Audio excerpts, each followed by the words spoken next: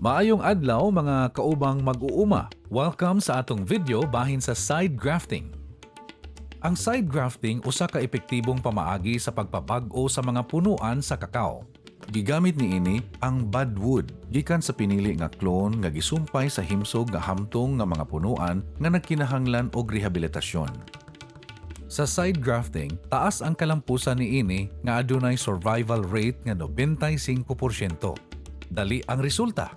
Mas ubos ang gasto, dali nga himuon, ug makapataas sa ubos nga produktibidad sa sobra 1.5 nga tonelada matag ektarya matag tuig. Ang pinakamaayo nga panahon sa paghimo sa side grafting mao ang katapusan sa ting-ulan o 2 ngadto sa 3 ka bulan sa dili pa ang ting-ulan. Dili maayo nga magsumpay sa panahon nga taas nga ting-init tungod kay dili maayo ang physiologic nga kahimtang sa tanom nga dili modawat sa graft. Ug dili usab maayo ang sobra nga ulan kay ang tubig mao'y hinungdan sa pagkadunot sa gisumpay. Mauni ang mga kinahanglan nga himan sa pag-side grafting. Pruning poles, pruning shears, hait nga grafting knife, transparent nga biodegradable na plastic, lapad nga pisik, handsaw. Kinahanglan usab ang mga scions o bud sticks gikan sa maayo nga clone nga himsog ug husto sa edad. Unsa ba ang mga dapat andamon una mag-side grafting?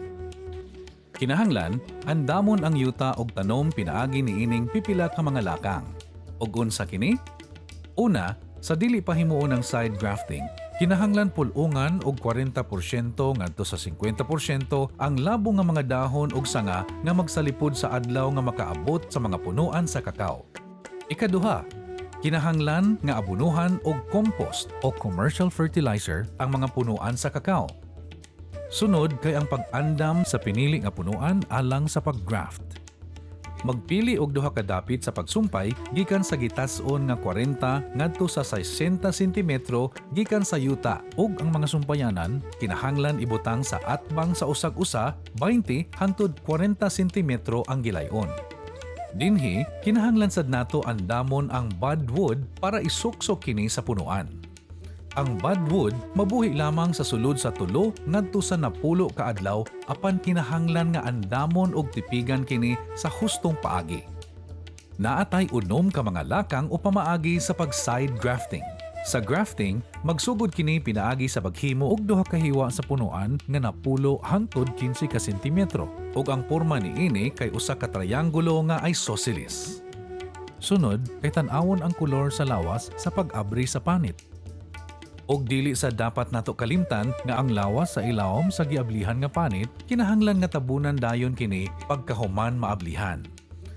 Sunod na sad kay putlon ang ubos nga bahin sa budwood sa kilid sama sa usa ka bangkaw sa 3 hangtod 4 ug 2 ka sentimetro og ang tumoy nga atbang niini kay adunay giputol nga 1 ka sentimetro. Ikalima, tabuni ang budwood ug ang punuan sa transparent plastic ug ihigot ang ibabaw ug ang ubos nga bahin. Dapat ibugkusad ang ibabaw nga bahin sa makaduha ug ang ubos nga bahin sa 3 ka beses. Pinakaulahi, ang graft kinahanglan adunay maayong pagdikit sa lawas sa mother tree.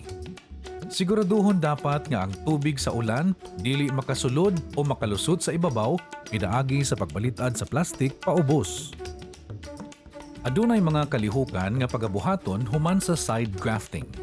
Una, kuhaon ng hikot sa ibabaw. Ikaduha, pagbutang og foliar fertilizers. Ikatulo, putlon ang bag-ong udlot kung mulapas na sa 45 cm ang katason. Ikaupat, pagbutang og hustong pagkahimo nga compost o uban pang abono human sa 1 hangtod 2 ka bulan. Ikalima, himuon ng hinay-hinay nga pagpulong matag 3 ka bulan. Og ikaunom, human sa 18 ka bulan na ang graft, buhata ang shape pruning. Sa katapusan, atong nakatunan og nasabtan ang side grafting. Daghang salamat sa pagtan-aw. Ubanin na sad mi sa sunod pa nga mga video. Tara!